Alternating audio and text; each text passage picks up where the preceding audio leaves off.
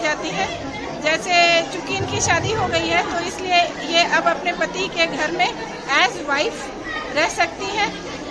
गांव के लोगों के हिसाब से जब तक वो लेडी अनमैरिड है तब तक गांव के किसी विधि विधान में एज बहू वो पार्टिसिपेट नहीं कर सकती है। जो अब कर सकती है वो अगर भगवान न करे कभी ऐसा हो जाता है कि इस अवस्था में वो उसका डेथ हो जाता है तो उसको गांव में दफनाने नहीं दिया जाता है, गांव के सामूहिक कब्रगाह में। तो अब कभी इनके साथ ऐसा हुआ तो ये इनको गांव की बहू मान के इनके साथ वही उसी तरीके से व्यवहार किया जाएगा जो उस गांव की बहू के लिए किया जाता है।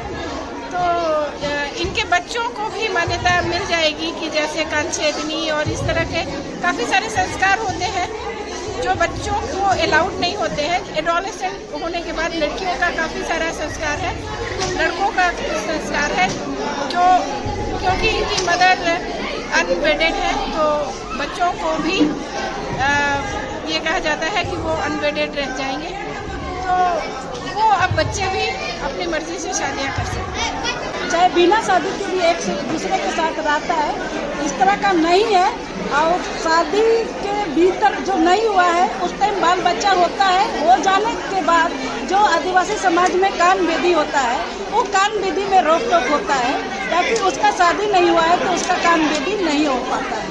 यही दिक्कत है, शादी में किसी के साथ शादी नहीं हुआ इसके साथ नहीं बैठना है, ये तो गलत संदेश जा रही है। इस तरह का हम लोगों में अपमान नहीं होता है, हम लोग स्वीकार करते हैं। बात रहा इस बीच में कोई मर जाता है तो उसके ऊपर में जो हम लोग का रस्म है ये रस्म पूरा नहीं होती है। जो इस धरती में अपना गांव घर में इस तरह का कोई बात नहीं है।